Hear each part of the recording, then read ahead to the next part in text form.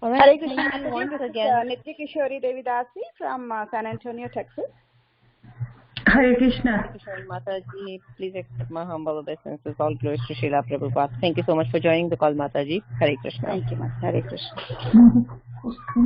Thank you once again, everybody, for participating in today's seminar. Now, without further ado, I would like to hand the call to Palika Mataji, who can share a brief introduction of our today's speaker, Her Grace Aruddha Mataji. So, Palika Mataji, over to you. Thank you, Preeti Mataji. Hare Krishna to all the devotees.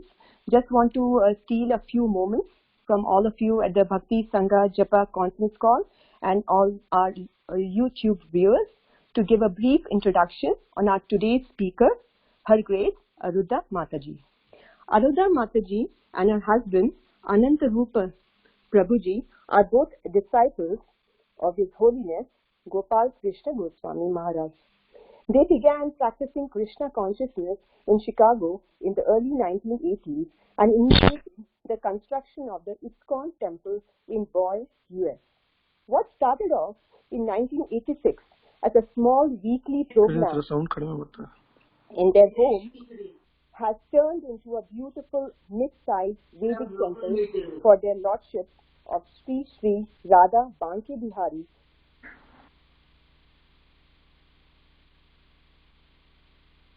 Padma Purana states, Smartavyam Satatam Vishnu. We should always remember Vishnu and never forget the Lord. This is the perfection of life. Aruddha and Anantarupa, Aruddha Mataji and Anantarupa Prabhuji have lived their life bringing this verse to reality as they effectively homeschooled the kids while successfully running the Govinda's restaurant in Boy for 6 long years. No wonder their eldest son, Radhika Ramandas, holds a PhD degree in Hinduism, has authored India's heritage column for Back to Godhead for several years. His mission in self-realization has taken him to release his first book, The Chaitanya Vaishnava Vedanta of Jiva Goswami. His younger brother is also following the footsteps of his elder brother and pursuing PhD in Science and Religion from Oxford University. Aruddha Mataji is a success story in Krishna conscious parenting, and she generously shares her experiences in worldwide seminars of how to homeschool kids with Prabhupada's books and how to sharpen their soft skills so that they can achieve perfection in life. Once again, warm welcome to Aruddha Mataji, her conference call. Hare Krishna, Aruddha Mataji, Dandat Pranam, all glory. Hare Krishna. And the question is, please, Mataji, to take over the call. Hare Krishna. Hare Krishna. Can you see me and can you hear me?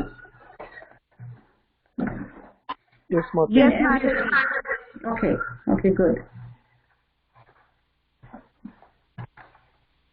Okay, I'm so happy to be here today. And this is the first one of the two-part series on the art of Krishna conscious parenting that I will be presenting to you. I have 3 parts to my seminar, and I will cover one part of that today. And the first part is setting up the home environment in a way that becomes conducive to our children's Krishna consciousness.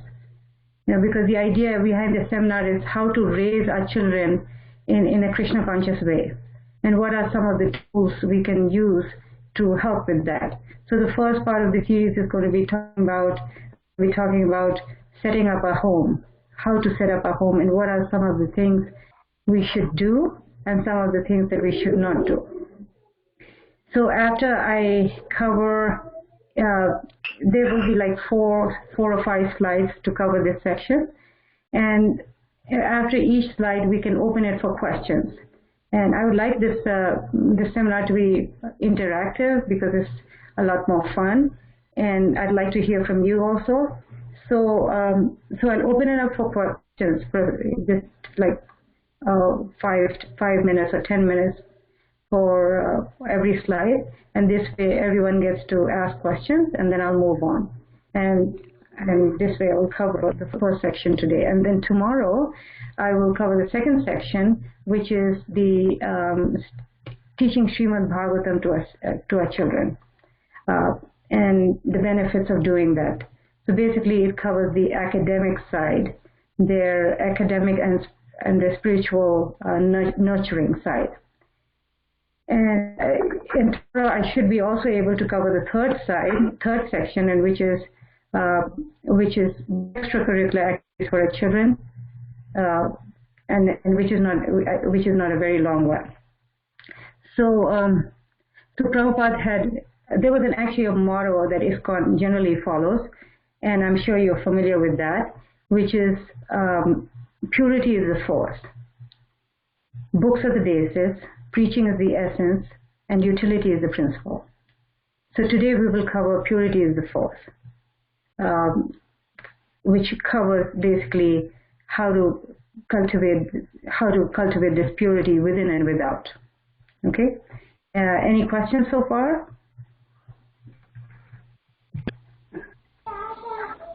Okay. So now I have a slide presentation that I will follow that, making it easier for everybody to follow.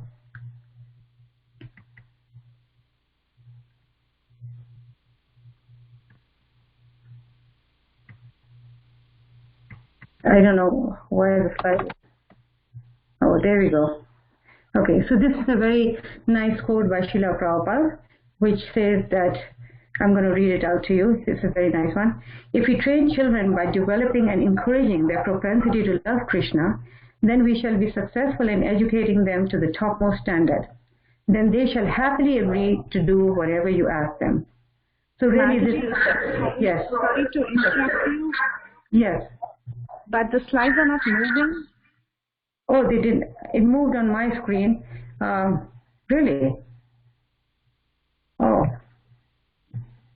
So you cannot see the next one, huh?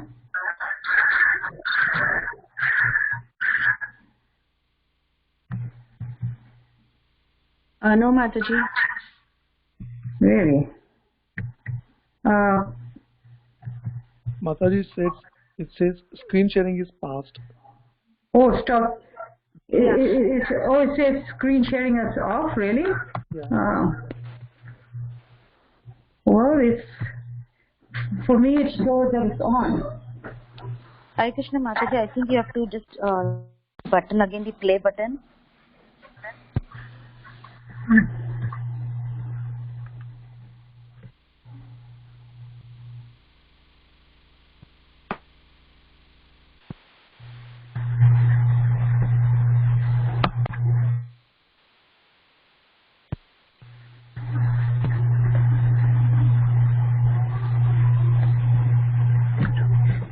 Can you see it now?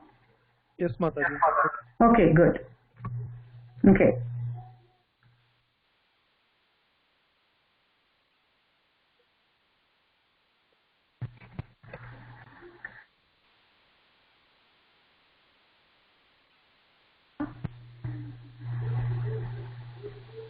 Hare Krishna? Yes, Mataji.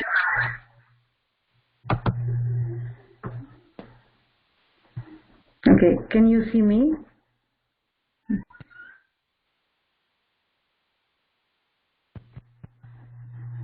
Now we have come back. Okay, good. I don't know what happened. It was showing on my screen, yeah. Okay, so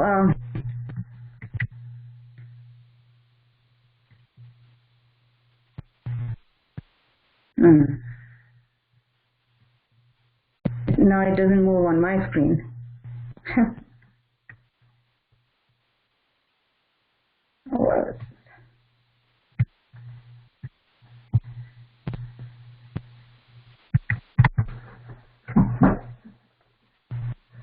Mataji, if you use the mouse instead of the keyboard, it will work. Okay, well, okay, let me get a mouse then. I don't know. Okay, it moved in mine. Did it move in yours also? Yes, yes. Okay, yeah, you were right. You know, it takes a few tries to move it. Okay, so you know, Prabhupada there's a very beautiful quote by Srila Prabhupada, and he said that if we are able to make a whole generation of our children into fine Krishna conscious preachers, that will be the glory of our movement and the glory of your country as well. But if we neglect somehow or other and we lose even one Vaishnava, that's a very great loss. So Prabhupada wanted our children to be educated in Krishna consciousness because he said that this is real education. When we actually teach children about Krishna, who is the source of everything, he's the source of all material and spiritual knowledge. So Krishna conscious education is especially important in order to develop character in our children. Prabhupada never used to be very impressed with just scholarship, just scholastic achievement, because he said that we see how in today's world there's so much, even people who are very rich and they are highly educated, they lack character. They become, he called them debauchees and rascals because they didn't have any good character, right? So we know that education in itself is not a guarantee for good character. But Vedic education is different. Why? Because Vedic education centers on God, on Krishna. And when we give that education in our children, they develop godly qualities. And the parents who are helping the children become godly, they please Krishna. And this way Krishna also takes us back to Godhead.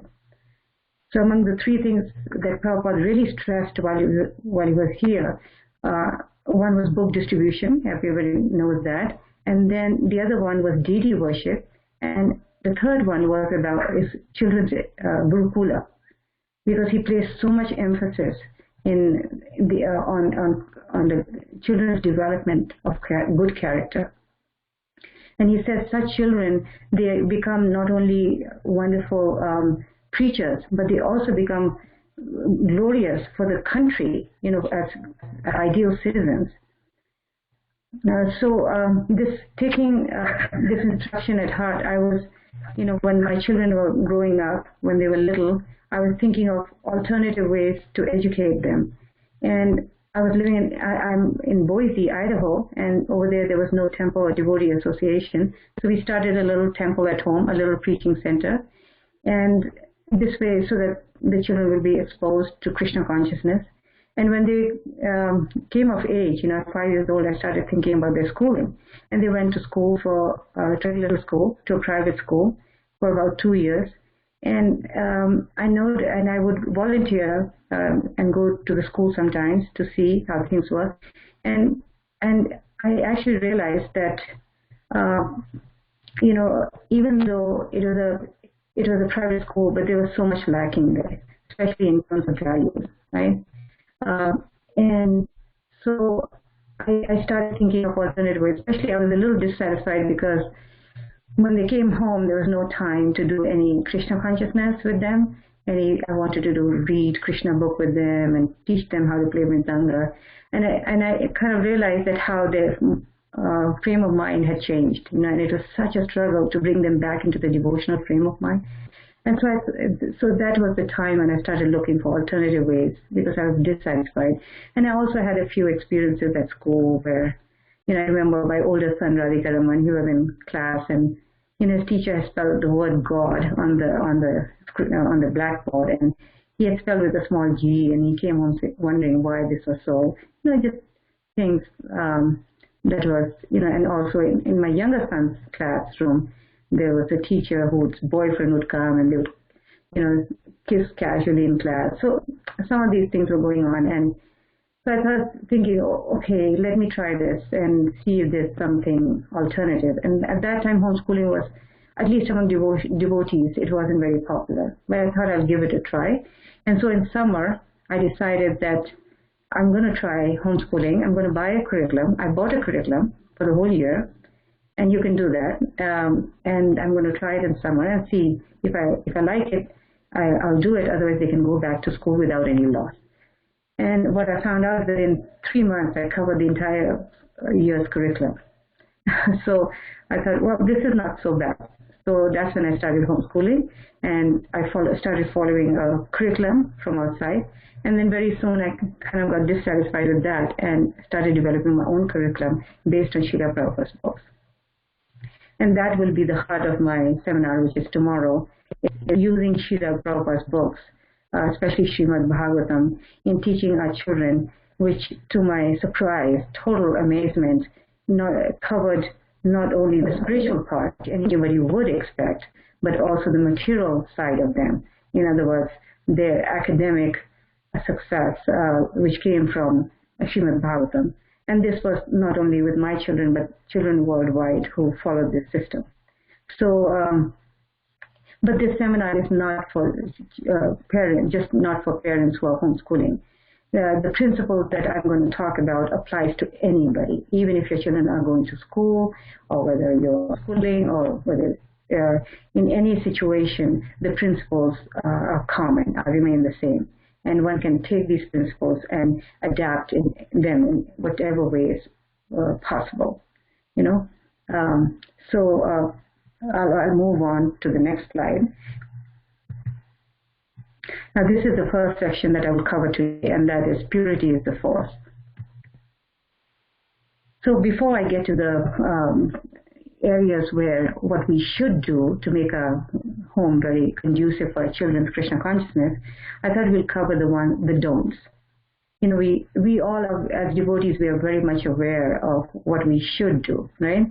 We know that we should create a nice Krishna conscious environment at home where children are, you know, exposed to the chanting and deity worship and prasadam and some preaching, opening our home. We are aware of this, and all of us are very much involved in that, right? But there are some things which, if we do those things, it pretty much negates a lot of the things that we are trying to do. You know, as devotees, we are always we have certain things to do, right? We chant our 16 rounds, and we also follow our 4 regulated principles, right? No meat eating, no gambling, no intoxication, and no illicit sex. So these very 4 things are destroyed when we watch television. Everybody knows what television does to us. Most of the shows, you know, are geared towards promoting these very things that we're trying to give up. Right? Urmila Mataji, the famous educator in our ISKCON movement, she once compared television to a one-eyed guru. You know, how we, you know, a guru comes to the temple maybe once a year, if we are lucky, a few more times in a year. But at home, this one-eyed guru is called the television. Well, it's called the television, which forms the centerpiece in our living room, and nowadays in every room practically, bedrooms, bathrooms, everywhere. And this becomes, especially in the living room, it's like the centerpiece. And every day, you know, people sit very faithfully in front of this one-eyed guru and hear from this guru. And the instructions that we get from television is actually captures us in our weakest moments, when we're very relaxed, right? When we're ready to soak in everything. So the problem with television is 2. Okay, one is the content. Okay, the content we all agree can be very damaging, and the other one is the medium. You know, how it is presented to us, and the medium is, you know, the way television comes to us. It destroys all our aspects of critical thinking, and the reason is because it's a one-way download from the tube to the brain. In other words, there is no interaction. So, you know, they've done studies. They've studied the brain when a person watches TV, and the activity in the brain is practically 0 at that time. So what happens is when children watch this medium, then they become mentally lazy, because it thinks for you, especially for children. It's so damaging because this becomes reality for them. Everything is given to them on a plate. They don't have to make any effort to extract that information. For example, we're reading a book, right? So you have to open the book, you have to decode the words, you know, in other words, you have to read the words, and then you have to create a picture in your mind what the author is talking about. Suppose if talking about a beautiful forest scene with nice lakes and a river, a little river and mountains or whatever, then you have to create that picture in your mind. So you're working, you're thinking, you're also using your brain, your critical thinking ability, okay, what this means. And it would be also same thing if you're reading a suspense book or novel or something, Again, you have to think and what to doing. Or something we talked about, injustice. Your mind is thinking about this and making sense of it. But when it's presented to a child on television, then he doesn't have to do that. And that actually becomes a reality for him. So many times you see how children, if they watch long enough, then that becomes reality. They think this is what reality is. So as a medium, it's very damaging. And they've just come out with just new research statistics where they say that how reading levels and math levels for children who watch television and on the internet, and now smartphones and these types of digital things, the reading level is going down very, very drastically. They do well for about third grade and then maybe fourth grade, and then it goes downhill. Especially teenage years, the reading level is going down, drastically. And that's because, again, whether any form of medium like that, whether it's television or it's internet or it's smartphones, is having that same problem of it thinking for you. And it's so in that way, somebody said, some expert on smartphones was saying, who's doing research on the negative effects of these phones, is that they said that just like today in America, smoking is looked down upon. Everybody understand, okay, smoking is bad for you. In a couple of years, we're going to see like that for smartphones. How damaging is going to make our children. So and what to speak of wasting time. An average American child watches 4 hours of television every day. So you can see how much time is wasted, which can be used in such constructive things. I realized when I started teaching my children how much time, because so much time is being wasted on just wasteful things. And that same time can be used for pursuing wonderful hobbies in our children: music, sculpture, gardening. So many. For devotees, it means so many other things. Reaching out to people, sharing Krishna with others, Harinam, book distribution. So all that time, if you spend on that, it's so wonderful, right?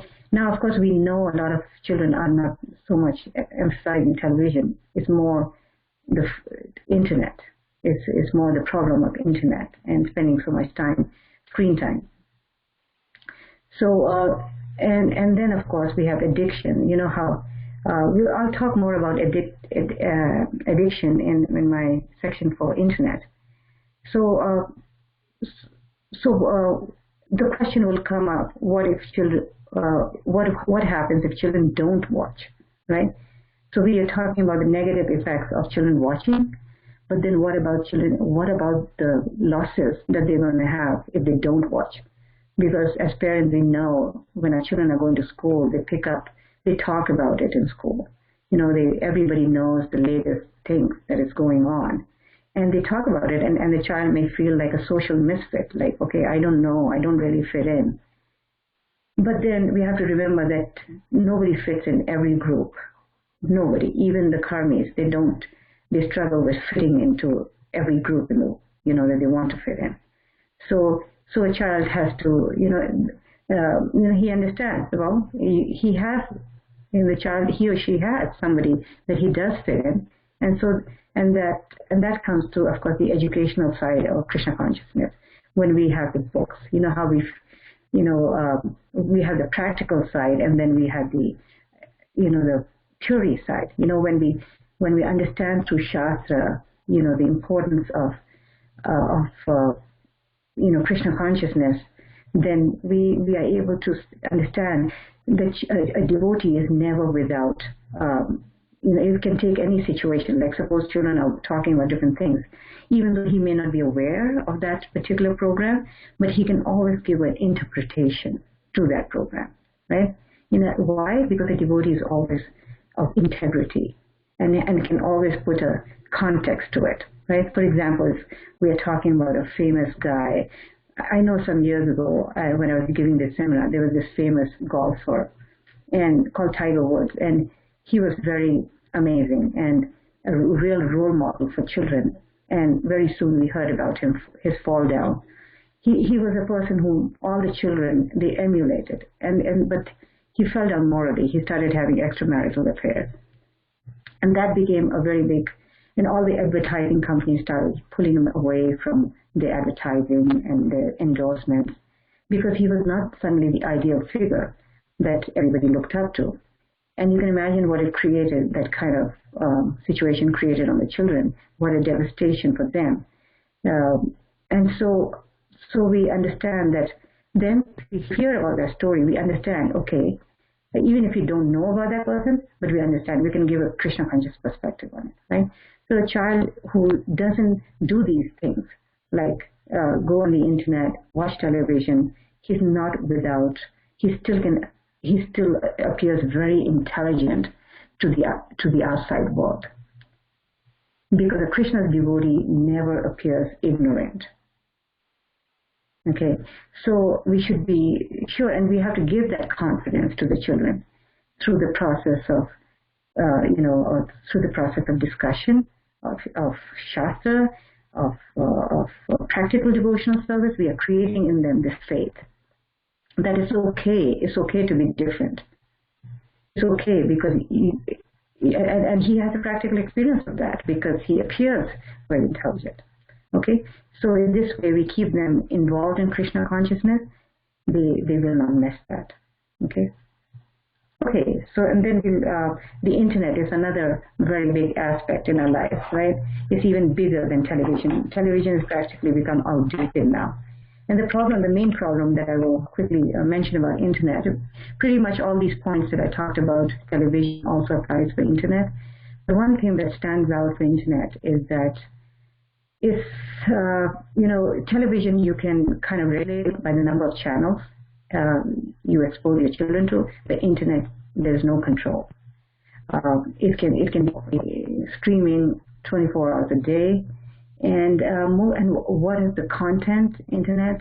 And if children are long enough on the internet, they will come across things which are very compromising, sexually compromising, pornography. It's guaranteed that children will come across that. Because this is what internet is all about. They are geared to those temptations, especially for children. It's very difficult. And then, of course, the problem with social media. There's so much statistics how children are trying to find their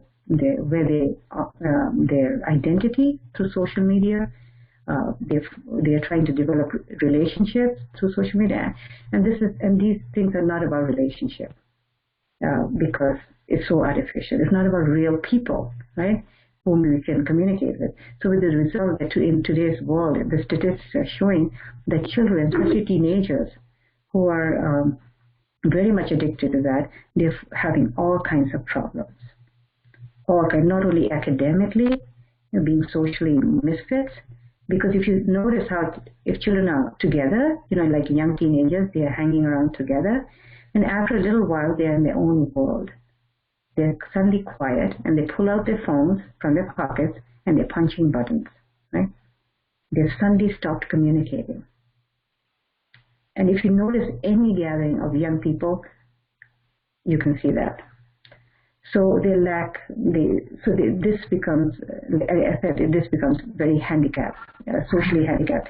And then the addiction can become so bad that there's depression, there's stress, and of course a lot of suicide that's connected with that. The suicide rates in schools have gone up, and a lot of them is connected. The parents, if you talk to them, they know that it's all connected to social media. Now, we may say, I'm keeping my children protected, but they're dealing with their peers in school. So how do you really give them that conviction? That's the question. And another thing is the internet The problem with the internet is the source, is the source. We've discussed the content, but the source is more problematic because, all the websites, they do not talk about the source. So in other words, if you're going on the internet to gather some knowledge, for example, about health, okay, there's a lot of information about this problem and that problem in health, but then who are we dealing with? We don't know if they're qualified because there's no author. And as a devotee, for us, source is more important than content. We all understand that, right? So we, for example, Prabhupada gave the example of a mother. The mother, or a father, they may not know everything, but yet because they have the good intentions, whatever they give, it will be beneficial for that child. So in other words, why? Because the source is good. The source is beneficial. The source is trusted. And this is just the opposite for the internet. There may be a lot of information, but the source is quite questionable. And that can be very, very detrimental in harming the child. And of course, there's addiction that I said. I would talk a little bit about it. Too much, especially internet addiction is a well-known problem. They've done research that it works in the same way as if one takes cocaine drugs. There's a certain hormone thing that dopamine or something, which is similar. Is a hormone that is released when one takes drugs, which creates a sensation of needing more and more and more. And internet is like that. Once we get addicted to it, you can't live without it, and it's very. And there have been cases where children have killed themselves because their parents stopped it. So before we come to that point, of course, we should be very much aware how we have to limit this medium to a very great extent. So what is the solution? We definitely cannot live in the Stone Age, because everything around us, is about going on the internet. So how do we deal with it? We simply use it for the purpose it's meant to be used. For example, it's a good substitute for postal service. You can use it for emails or for gathering of statistics, for getting some information, maybe directions to a place on the phone, and then we log off. Just like we should use it like a tool, just like we would use a tool like a hammer. We have a hammer, we use it for the purpose it's intended for, and then we keep it away. We don't carry it around. We don't have a relationship with it, right? So in the same way, we had to treat this medium of the internet. And this way, and sometimes you see the problem how as adults we get addicted to it, right? And then it's very hard because the children are thinking, okay, my parents are on it. We are looking for different things. And social media, we ourselves. So we have to set up that example as a family. We have to set the example as a community where we can help our children not become TV or internet conditioned. Okay, so I think I'm going to stop here at this point on this important topic of limiting internet. If anybody has any questions and would like to ask any questions on this topic, please feel free to do it at this point. Hare Krishna, so if you are on the phone and you want to unmute yourself, it is *6 to unmute. You can take turns, and if you are on the app, you can self-unmute by clicking on the mic button that is there against your name.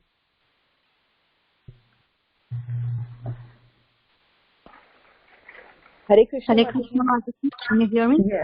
Yes, I can hear you. Yes. Mataji, thank you so much for all the information and knowledge you're sharing with us on this topic. I had a quick question. One is that we talk about social media and everything. And there is a thought that since we are surrounded by it, it's how do we teach our children to use it? Even in terms of social media, how to use it for, say, Krishna conscious activities or whatever. What are your thoughts on that? Should we totally shut them away from it or try to somehow teach them? And again, how do we teach them? That's another bigger question.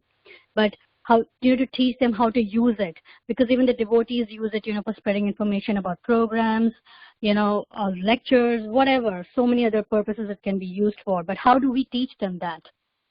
And at what age should we start that?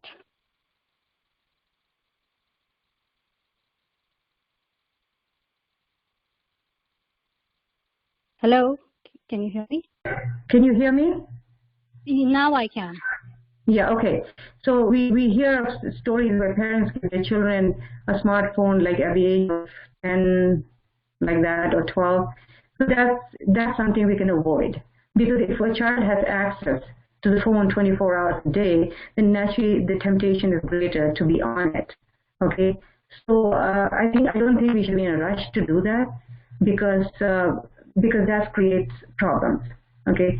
So naturally, once we have that restraint, then we will be more able to train them and educate them how to use it in a responsible way. When you need it for educational things, sometimes they have assignments from school also, right, where they have to use the internet. So the idea is that yes, it should be used but for purpose that's necessary, and not for entertainment. You see, the problem is that children are using it for entertainment, basically. For video games, for for social media things, which are which is where the problem starts. If you hear of all the things, the research that have gone into it, they're children, teenagers who are actually crying out, and they've gone through so much, misery and suffering that they wish they'd never had it. They've done surveys of the children themselves who have these medium, and they wish they didn't have it. You see what I mean? Yeah, go ahead. Yeah. Haribol? Yeah. How do you do it? That's the difficult part, right? Because, yes. Because I know you mentioned social media to keep them away, but I don't know whether we can keep them away, the tutorial, that's not going to work. They would rebel. So even educating them to putting social media to good use. Yeah, that could be a start. Yes, Mataji, that could be a start. In other words, some education has to be there to educate them what is good and what is bad for them. That's the point. You see, we have to start somewhere. We can't just we can't just follow the herd, And right now the herd is also realizing, the parents are realizing their mistake. You see, and for some of them it's too late. A lot of them it's too late. You see, so that's the point, is that we have to start becoming aware of these things and not become carefree that it's going to be okay. You see? Okay, thank you, Mataji. Yeah. So I mean, you saying no to it now is going to actually be, they're going to thank you later. You see, you're going to thank yourself later. I know saying no is difficult now, because children are children, they're not going to understand that these things are bad for them. But we know, and by just like, we say no to so many things, right? They don't want to brush their teeth, but we say, no, you have to. They want to do something, stay up late or whatever, or do something that we know is, we have to say no to them because it creates danger for them. It's a problem for them, you see? So the same thing we should treat social, this medium, same way we should treat it. Right. Yeah. And we can start somewhere. Yeah, go ahead. Mm-hmm. In your opinion, is it something even later on, like how we always say no to drugs, like always say no to drugs, it doesn't matter whether you're 5-year-old or 50-year-old. Same way for social media and internet and everything.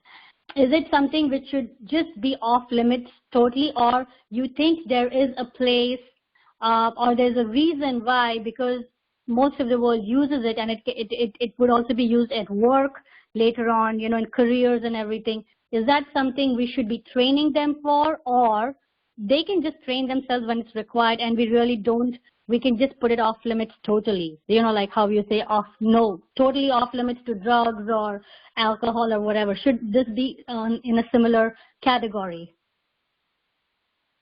Yeah, in terms of phones, I believe that. I mean, if they need phones for their safety, you can give them flip phones, you see. But in terms, if they don't need to have a phone, then why give them a phone?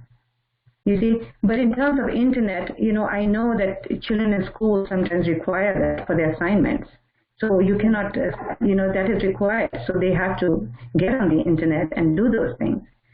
You see, but just handing them a phone, that could be something we should avoid. You see. But in terms of using computers and doing their work, we can teach them how to be responsible users and do their work and log off. And yeah, there is definitely uses for it. And we are living in a world where you cannot completely ignore it. We are going on a trip, on a vacation, and we need, the phone for directions. So we do have some use for those things. And then we can have those. As adults, we can keep those phones, but to give little children access to a phone is very damaging. They've done research where it warps the brain in a certain way, which is so damaging that you can never take it back. In other words, the brain substance is molded in such a way that is irreparable. Where in a certain way, they've done research that children who grew up with these smartphones at work, they are a lot more inefficient because when they're working on their computers, they cannot totally focus on it. They have to keep looking at their phones. And they've done research, all kinds of research on that. So now the world is realizing, you see, and we don't want to be the last ones, to realize. Especially as devotees, we understand in terms of, morally and value-wise the damage it can do to them, you see. So all I'm saying is that start it now before, let's be aware of it, help each other as a community, and this way it can be more successful, Thank you so much, Mataji. Thank you very much. Hare Krishna, Mataji, I have a question. Hare Krishna? Yes. Can you hear me? Yes, I can hear you, definitely, yes. Thank you. Thank you for such beautiful pointers. One quick question was, I know that the children, for them, the first role model is the parents. Now, I as a parent, I see that I'm also on the phone, not because for the other things, but for the messages that we have from Krishna consciousness. So there are many lectures, or I might listen to a bhajan, or we have conference calls. We have so many things going on. So like my daughter says, you are also on the phone, but I tell her that, this is Krishna conscious ones. You can do so too. But, at the end of the day, it's the mindset comes in their mind that, what, my mom is on the phone, my dad is on the phone, so why not me? They will not see the content part of it, but they will get this thing. So coming to the question, that means that we have to really, as you said, restrict ourselves before we start talking to our kids about it. Am I correct? But how do we do that? Yeah, definitely. That's a very good point. A practical, an example that we want to set our children. The best thing is just to keep it away. Like, to pick it out, to take it out and do what you have to do, and then you put it in a drawer or just forget about it. Like the problem is that there's constant reminders on the phone going on, and that's going on, and the children know that our whole life revolves around that, that information. So that's when they feel that. So in other words, there is a use for these things, and we have to be very much set it away when the use is finished. And this way we can set a better example to our children. Okay. Yeah, and this idea of Krishna consciousness versus mundane use is very important, like you said. And that, will come as we raise our children with, with information and knowledge from Shastra. You see, Krishna consciousness, there has to be a higher taste, in other words, okay? So there has to be a higher taste. So when we create, and that's why this seminar is the art of Krishna conscious parenting. In other words, everything is a package. Okay, we can't expect children to understand unless they get a little higher taste. They understand through the intelligence, not just through our practical devotional service, but also through our intelligence. Through the intelligence, they understand, well, this is not good for me as a devotee. This is going to pollute my mind, and I don't want it to happen. I'm a devotee, and I'm proud to be a devotee. So unless this identity, this pride comes in the identity as devotees, these things become very, very difficult. We can't force things on our children, It has also something that has to come from within. However, there is a time when we have to say no. Prabhupada said that,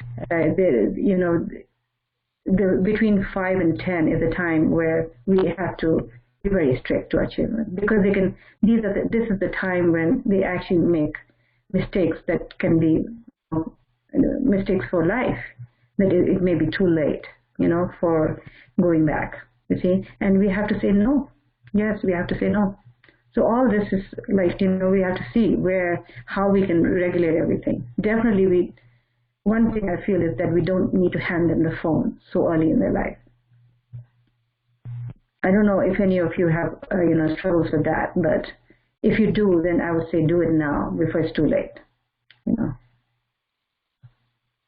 Thank you, Mataji. But my question is, in my daughter's class, everybody has got a phone, except she is the only one probably in the entire thing. And there's so much of peer pressure now. Everybody having one, and I'm the one who's singled out. So how do I really handle it? I'm not that strong, but I don't know what can I do. Okay. So there's a lot of shows now by karmis, where they're talking about this point. What do they call the TED shows or something? I don't know if any of you are aware. They're called the TED shows, TED. Yeah, TED Talk. So they have a lot of that where they actually give you solutions of these things. They're actually encouraging parents to say no to their children and to actually before it's too late, and how to actually go with it. If they can do it, definitely we can do it, because we have this empowerment of Krishna consciousness, the complete conviction that comes from our Shastra, of a life that's wholesome, that's developed more in people, reality, relationships, rather than some kind of artificial, life with the screens and machines, So some of these things. So we can do some of that, We can watch them and see. They give solutions of how, how children, they don't have to. They can say no. We can say no to them, and by giving them a more wholesome life. And for us, it's a more wholesome life in Krishna consciousness. Okay. Thank you, Mataji. Hare Krishna.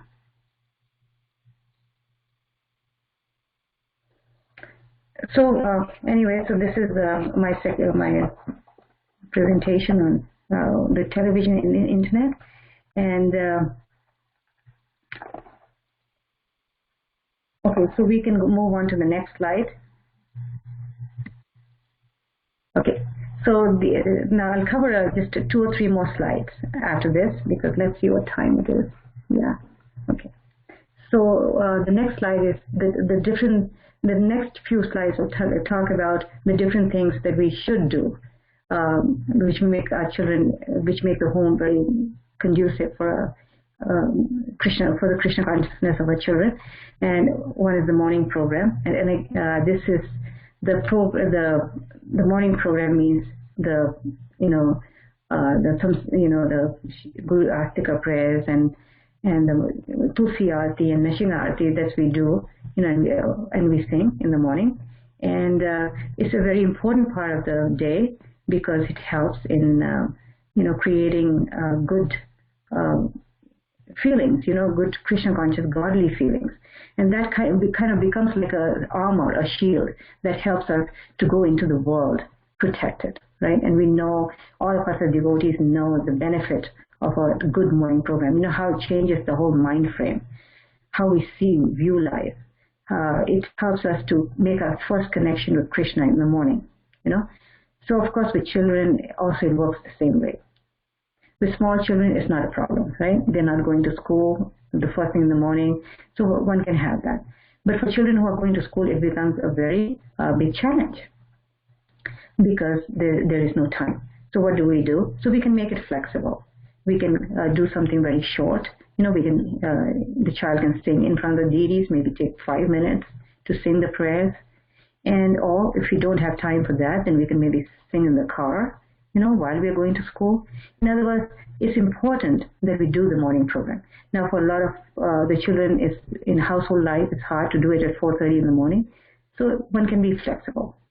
We can do it later. But the idea is that one should start the day with a morning program because it becomes like a discipline. So that when children grow up and they go out into the world in their own paths, then they will always, those first impressions, those first many years of this discipline is going to come very beneficial for them because they will know this is how I start my day. This is how I remember Krishna. I go in front of the deities and we bow down. And this way it creates good future for them. So and for children sometimes it's, you know, there's a lot of struggle and they don't want to do it. They become very distracting. They become very disturbing. They disturb the program.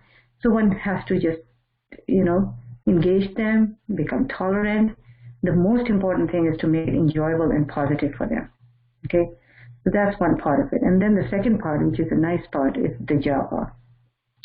So japa and any form of chanting of the holy name like kirtan is so important for the children because it's, you know, Prabhupada gives such a strong example in the story of Ajamal. You know, how we, you know, in spite of the good training, and all of you as devotees are giving this Krishna conscious training to your children. So similarly, Ajamal got a very good Brahminical training. But in spite of that, he fell down. Okay? In spite of all that Brahminical training, he fell down.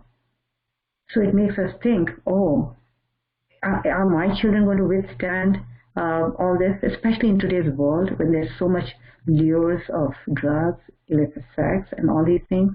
Are children going to be able to withstand all that temptation?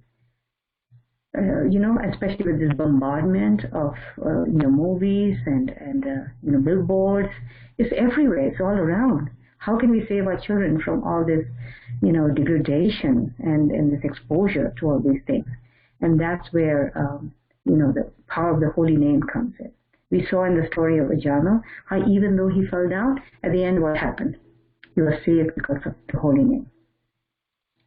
So the holy name has so much power that even it gives feelings of bhakti even to the most degraded and fallen. What to speak of devotees, what to speak of our children. It's going to create in them, they will be able, if they take shelter of the holy name through japa and kirtan, then they will be able to withstand, you know, withstand all these things. And you see how Prabhupada in his own lifetime, he showed that. Among all the instructions he gave us, he said chanting on the 16 rounds is the most important, right? In the early days when he came, if he had told his followers, you know, you should follow the 4 regulative principles, they would have looked at him totally thinking that it's totally not possible, right? They would have been shocked. They would have said, no, there's no way I'm going to give up these things, these sinful things. It was part of their life. And how was he able to do it? When they got the taste of the holy name. Then they became sadhus. And they were able to give up all their, you know, bad, sinful ways, you know. So japa is very, very beneficial for children, but just going to seminars and hearing from parents, it's also very difficult for children to take it up. And there's a lot of struggle for that. So what I did is I gave them, beats when they were very little. You know, they were like 3 years old. And my younger one was 3 and older one was 5. And I would sit with them and chat 1 round like that. And this way they don't think it's some kind of some boring thing or a burden because it becomes enjoyable for them when the parents sit down. And then I would try to inspire them saying that how Krishna is dancing on their tongue, like that. So one can make it very positive. Then there could be groups in the temple where all the children get together and make it like a japa group. In our temple, every Ekadashi would get together, all the devotees in the community would get together and chant japa together. And they would chant because they saw everybody else chant, right? Now, one thing we have to remember, we have to be careful about is that we should not make japa a sort of punishment for the children. Prabhupada warned us against it. For example, we don't tell them, okay, if you don't do this thing, what I'm telling you, you'll have to chant an extra round. So what message does it give? Okay, the japa is a punishment. I'm going to be punished with an extra round, right? So we don't do that. And we also don't set it up like a reward. We don't say, if you chant 2 rounds, I'm going to give you an ice cream. Okay, so we have to be careful. In other words, we don't push our children. We don't use it as a punishment. And we also don't use it as a reward. So Prabhupada warned us against both these things. Okay, one time Prabhupada was very upset because small children in the group were not given beads. And he found out from one of his servants. And he said, I never said you should not give them beads. Why is that? If they don't get beads, how will they learn? The point is that you have to train them how to use the beads, not that you take it away from them. Okay, so all these wonderful incidents with Prabhupada, and we can read it up and see how much Prabhupada wanted children to take up this japa. But we should be very, very careful and not force them into it. We can go slowly, and we have to create an environment for them. That's what I noticed with my children and with other struggles of other parents, is that if it becomes a chore or some kind of burden, they actually don't like it. But if we as a family, we sit together and make it so positive, make it enjoyable, then they take to it better. So that's one thing, is creating this love for the holy name is going to be the biggest shield in this age of Kali. Okay, so I'm going to quickly open this up for any question, and then I'll move on to the next 2 slides. Or if there's no questions, I can finish this other slides also.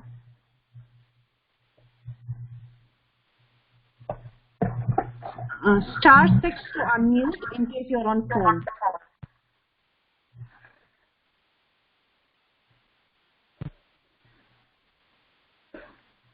Okay, so let's move on to the next one, and that's eating only prasadam. So again, very important thing for everyone, and we know, how powerful prasadam is. Just if you're a preacher and you try to preach, you can give as much philosophy for a long time, but it makes an effect, yes. But as soon as you bring a plate of prasadam, what happens? Immediately the heart melts, right? And the most difficult person that you're trying to preach suddenly becomes so malleable, right? Because prasadam is it's very powerful. It's very powerful. It goes straight to the soul, Why? Because it's coming through the mouth and it hits directly to our soul. And that's why prasadam has such a great effect on our consciousness. Right? There's a saying, we are what we eat. So in other words, if we eat food that's not cooked by devotees, what happens? We take the consciousness of that non-devotee who's cooked that food, and we take it into us. We imbibe it. Just like, if you see a beautiful, not so beautiful painting, it's all modern art and gruesome and stuff like that, then what it does is create in you those feelings, right? Because you're taking the consciousness of that person and you're taking it in, right? So same thing with food. If you've eaten prasadam and then you suddenly eat food that's not been offered, you'll see the difference. It really hits you, right? So it's important that we do that, and our biggest weapon is our own example as parents.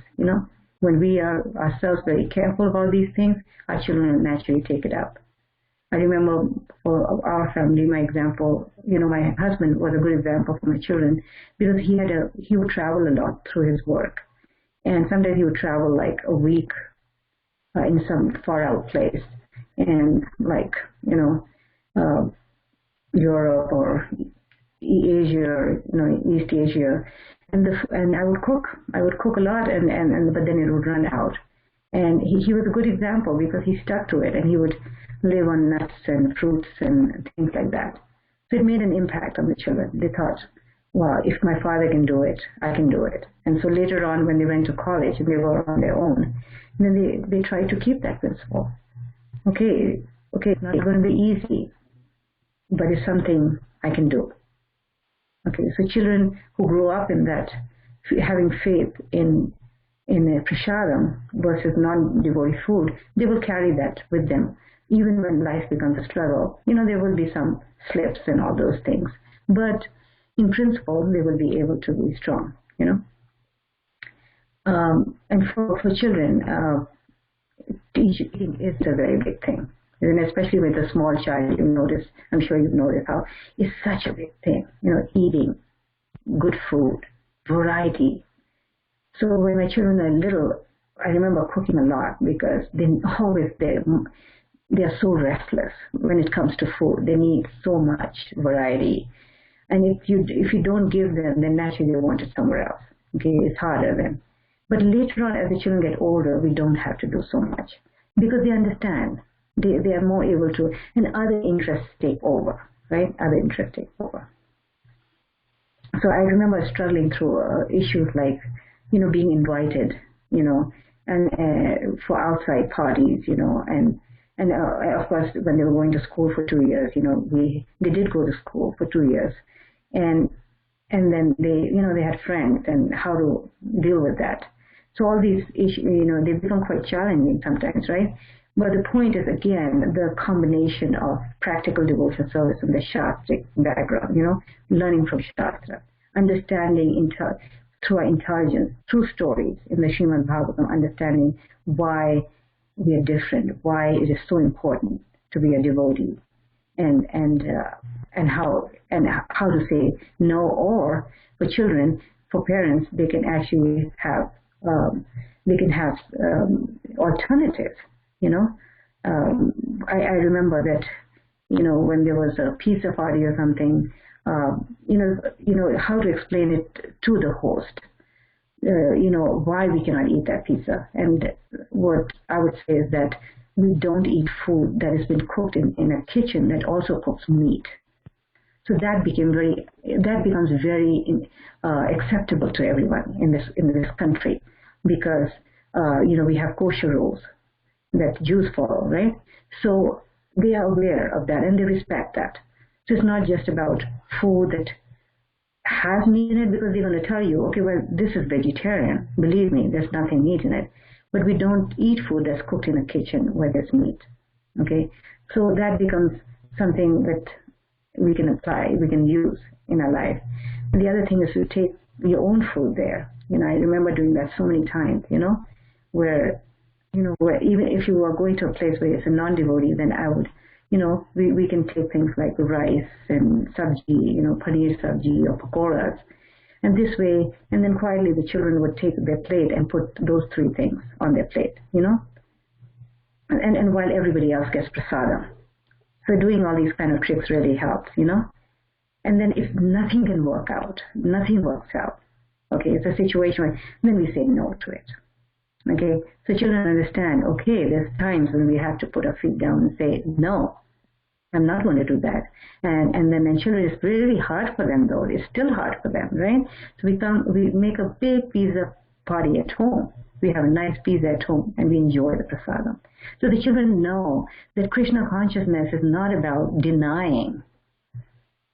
It's about something more wonderful. Okay, something even better. Because how the life of a devotee is so much full of joy, so much excitement. There's always parties going on. Devotees are always getting together and enjoying prasadam together. So it's not about that. The joys of Krishna consciousness should always overrule these things that we have to avoid. And this way the children get such a positive feeling about saying no to these things. So if we do these things, then the children really don't miss it. And when they get older, they're strong enough. where they have to go on work situations. I'm sure your husband, is or if the husbands are there, I'm sure, they go to, events at work where they have to go to, a restaurant, and they have to sit with their colleagues and eat, and be part of that, right? So again, that we can use for them also. It can be done. And how can it be done? If we set up a standard right from the beginning, when we get the job, we get a standard. We set a certain standard, and we stick to it. In other words, if we don't stick to it, then we become a subject of ridicule. People start laughing and pushing us to give in. Oh yeah, it's okay, because we've done it. We gave in once, right? But if you put up a standard, then they actually respect you for your values, right?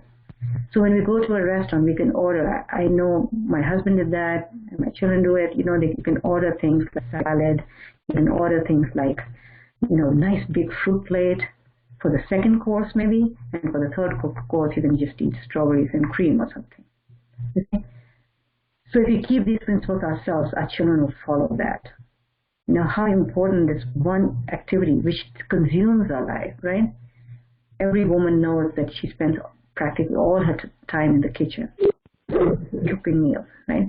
So it's one aspect. We want to give our children these important values, which really, being a devotee doesn't mean just going to the temple. Being a devotee doesn't mean just we put tilak and wear devotional clothes. Being a devotee means that how we can apply these things in our life in a way that's convincing, in a way that's joyful, in a way that we feel proud about, we know. But one thing we have to be careful, we don't put down people who don't do this. We teach our children how to respect everyone, but respect doesn't mean we have to follow them, okay? So this is one take on prashad that we can give our children. So the next one, because I don't know how much time we have, I think we should cover everything, is good association. Again, we all understand the value of how good association, and I've already talked a lot about that, how role models are so important for our children. When a child is going, Hare Krishna, yes? Did anybody have a question or something? I'm not sure, somebody spoke there. Okay. Anyway, so I already talked about role models, how important good role models are.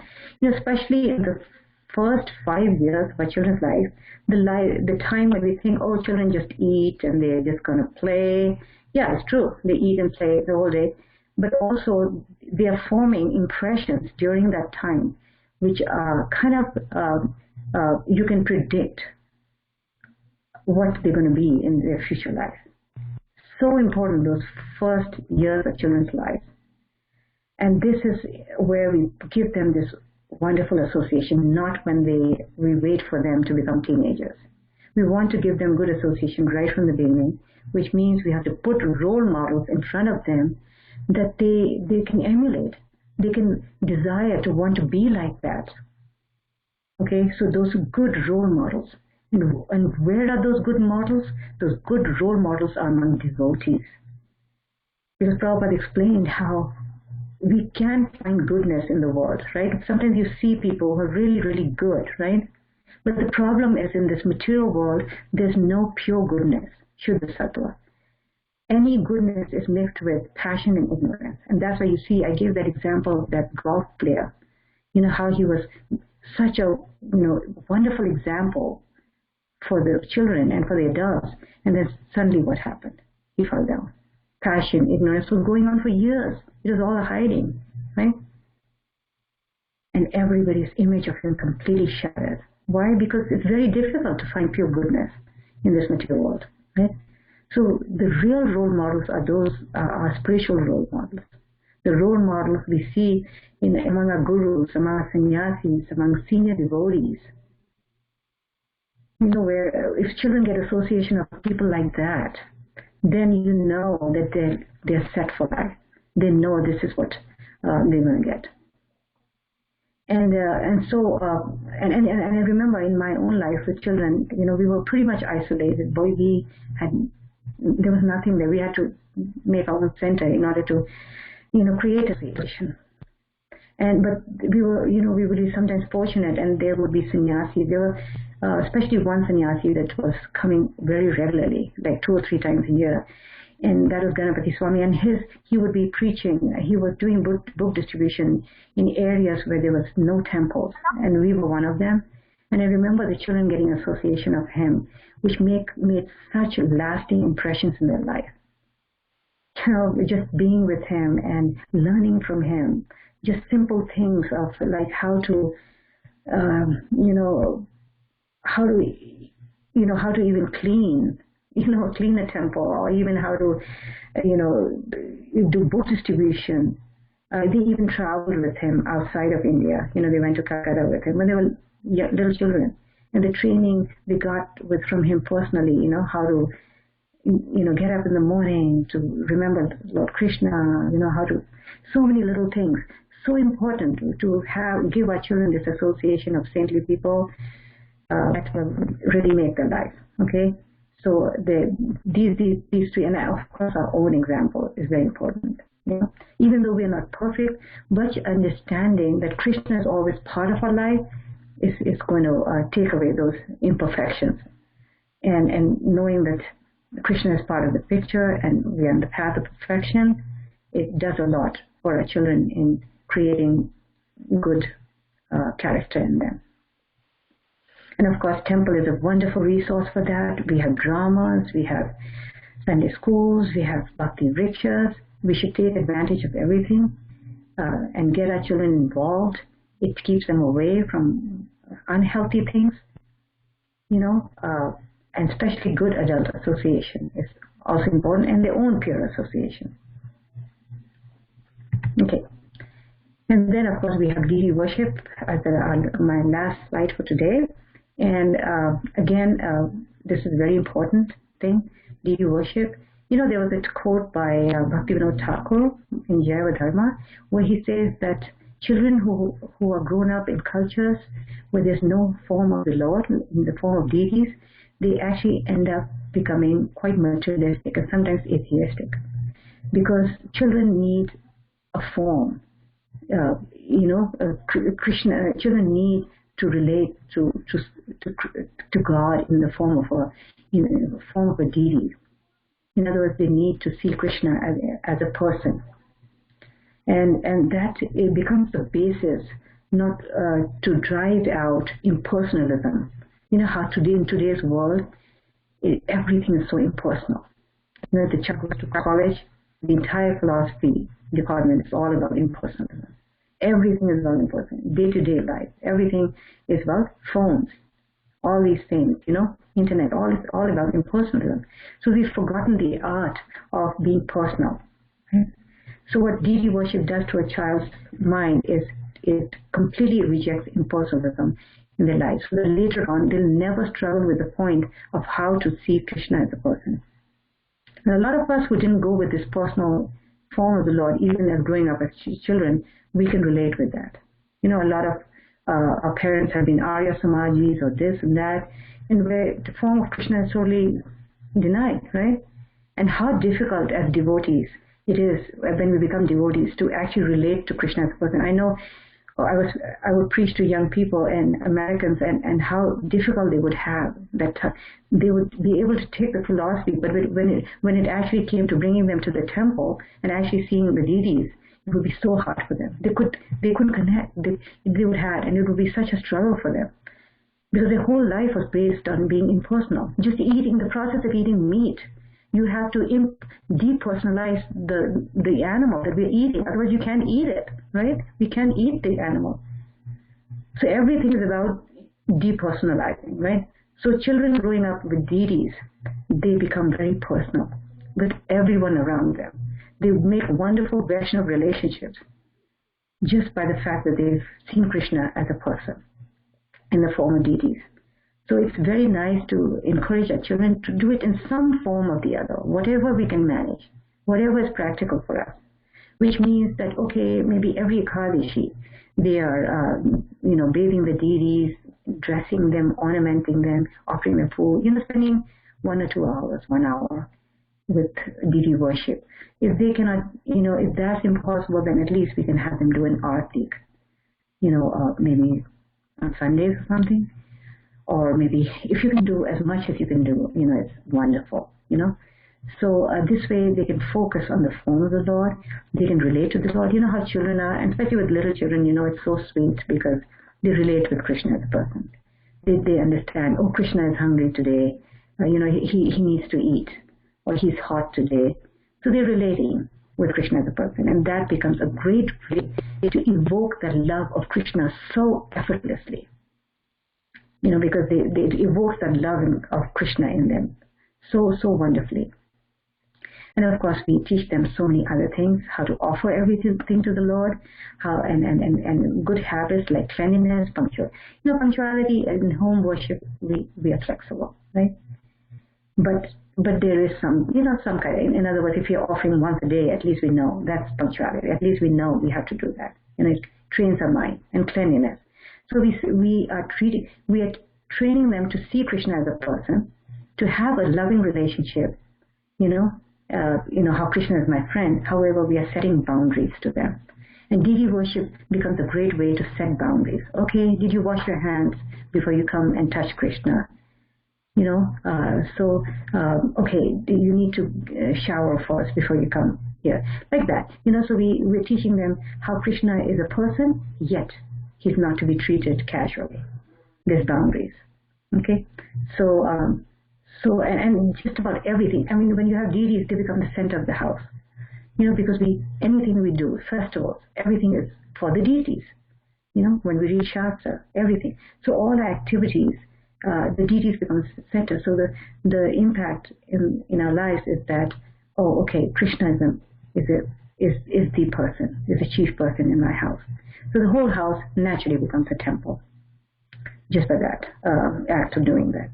Okay, so I'm going to stop here and ask for any questions if anyone has in any of the 3 slides that we covered. And that was prasadam, morning program, good association, and deity worship. If anyone wants to mute, you can press *6. If you are on the app, you can self-unmute. Mataji, I had a question. Yes. Hare Krishna, Mataji. I had a question about the morning program. Yes.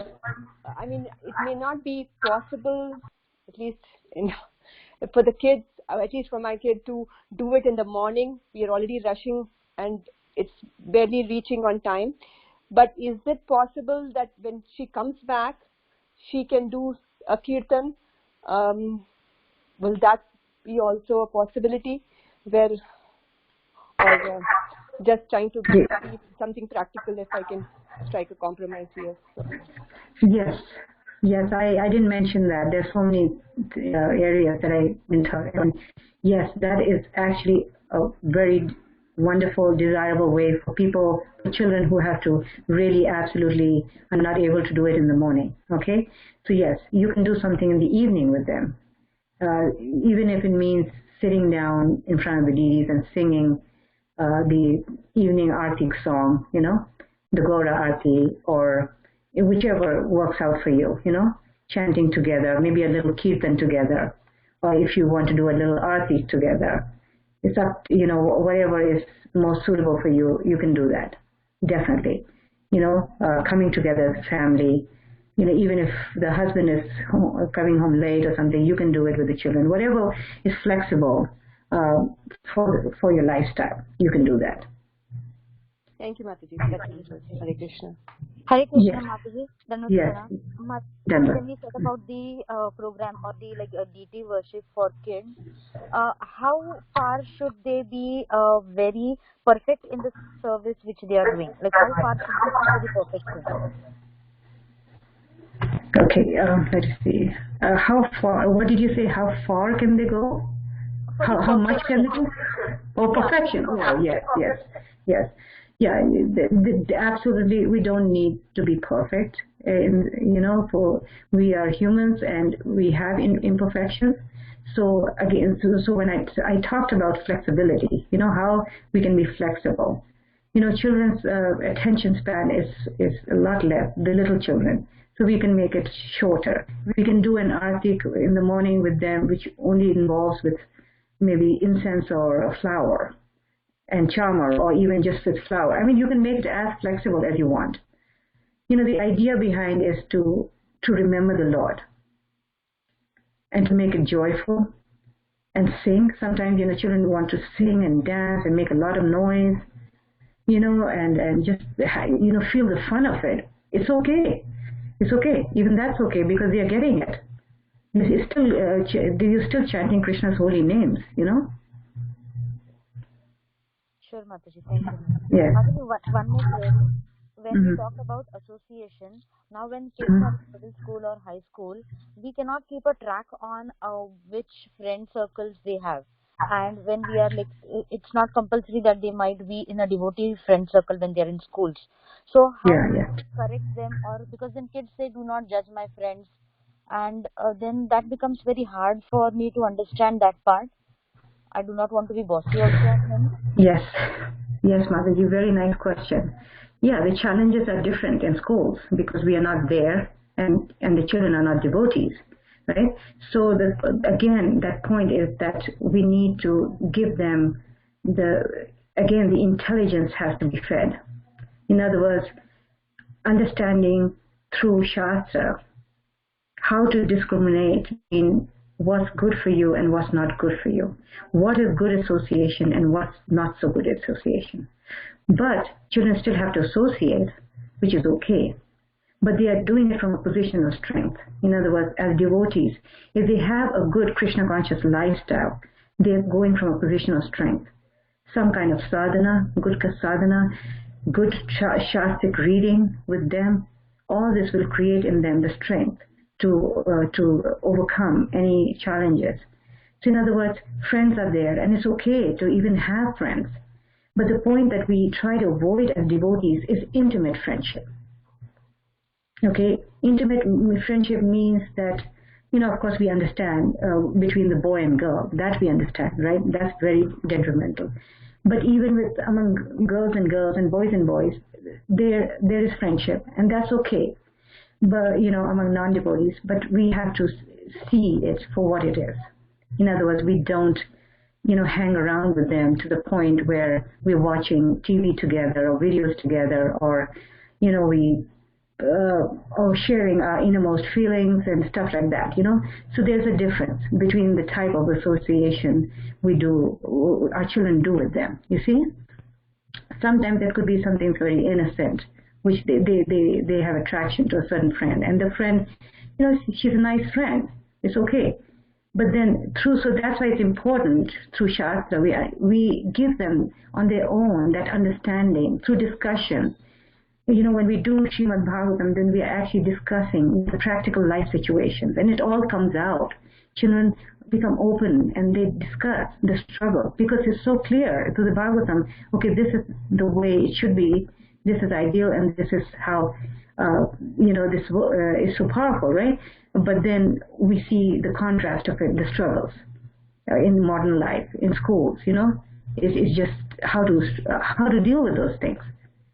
And so that conviction that comes through Shastra, through Srimad Bhagavatam, we are able to apply that in our life in an intelligent way, without looking down on these people, without looking down on our friends. We can maintain a respect, but at the same time we understand. We have to give the children the understanding that it's different to give respect versus following or imitating them. Okay? So that intelligence has to be given to them right from the beginning. We don't wait. We don't think that, okay, well, they'll struggle through it. It will happen, and then later on, somehow, some way, something will happen where they can understand and become fixed up like I am. We can't think like that. The children, they're looking for answers. There's so much conflict in their life. We can't blame them. But at the same time, we have to train them. We have to train them, and Prabhupada has given us everything we need. We just have to take advantage of it and actually train them in the way. And we're keeping in mind what they are being exposed to. It is very difficult for them. But it can be done. It can be done. Even for all our children going through all those 8 hours of exposure to things which are totally against the things that we may be thinking of, right? Or that we try to follow. Yeah. Yes, Majid. Thank you, Majid. Thank you so much. Yes. Hare Krishna. Hare Krishna.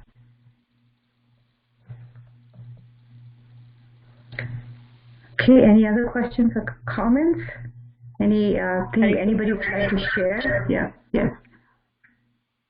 Thank you, Mataji, for such a wonderful session today. My question is more on the teens. I started my Krishna conscious journey just a couple of years back, and by the time my daughter was already a teenager, she's 16 now. Any tips for her?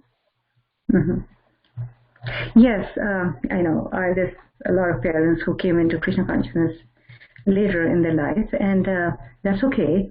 Again, giving our children, even at this stage, whatever we can give in terms of Krishna consciousness, especially the exposure to other children their age in the temple, is a very powerful medium. Where they can be, they can have friends who are also devotees. It's a very wonderful way to help them, and our own example also. And then what happens is when, even though they may not have been raised in Krishna consciousness, but because we are giving them Krishna consciousness in a way, in a joyful way, which can attract, Krishna can attract their hearts. And so that when the time comes, when they're ready for it, then they will take to it, you see? So Krishna has these buttons in us, and we don't know when he's going to push which button in them, So in other words, we give them what we can in the best way possible, and then at some point in their life, Krishna is going to bring them to Krishna, in full blast, He can do that. And I have, there's examples of that, I remember that, my son had a friend who was in UK who was having the struggle, and somehow he was convinced to go to Mayapur for some kind of bhakti shastri or something, and he went through that and his whole life changed from then on, you see. So we don't know when Krishna is going to push that button for that child.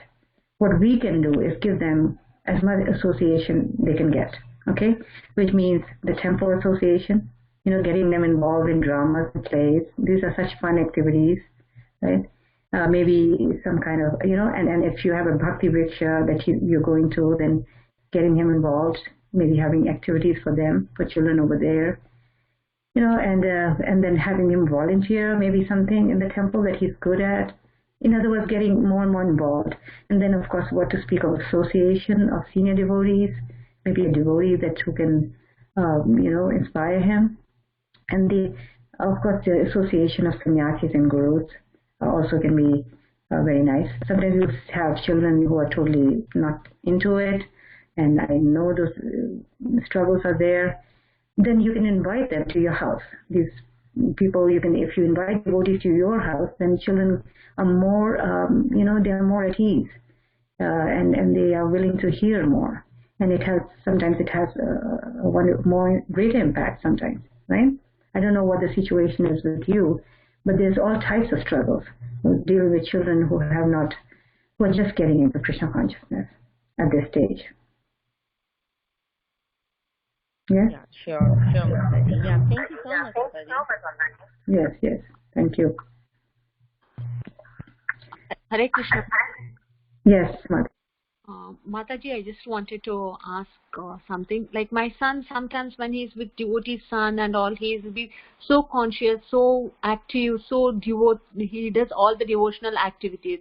But meantime, when he starts going to the school, he gets distracted soon and he stops some of his regular activities.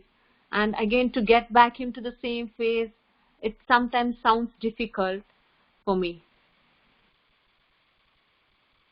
Yes, it's a good question. And so again, I think that will be will come in the tomorrow's seminar, how to create that steadiness in the children is through regular reading from Shastra. You see, especially Srimad Bhagavatam. So by doing that, these convictions stays.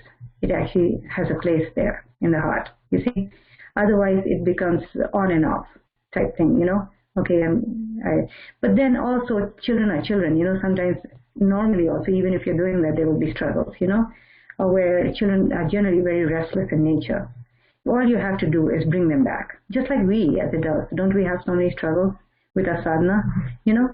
So, but we adults, so we understand, okay, I have to bring myself. I know there's not enough taste, but I know it's good for me. You know, so, but children have a harder time with that. So we have to, you know, so they will slip, but then you bring them back. Don't become disheartened. Bring them back.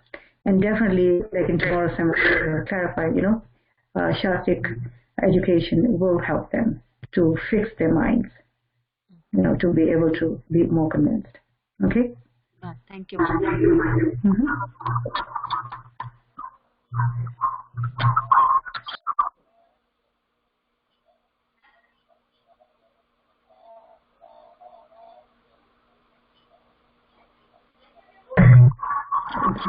Should we stop here, Mataji, now? Prabhu and Mata?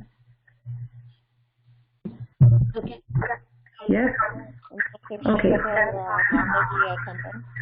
At this point. All right, Mataji. Once again, thank you. Thank you so much for such a wonderful seminars and sharing such beautiful tips with us. And thank you. Thank you again to all the participants for participating so actively in today's seminar. Mataji, we're meeting with you tomorrow. But yes. It was such a wonderful session. Okay, I look forward to it. Okay, Hare Krishna. Hare Krishna. Hare Krishna.